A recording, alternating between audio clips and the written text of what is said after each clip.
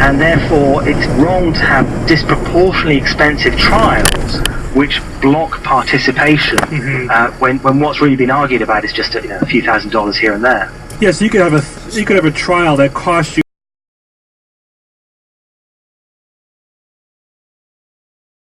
keen to carry on the battle, because the warmth and encouragement and enthusiasm has been really bolstering.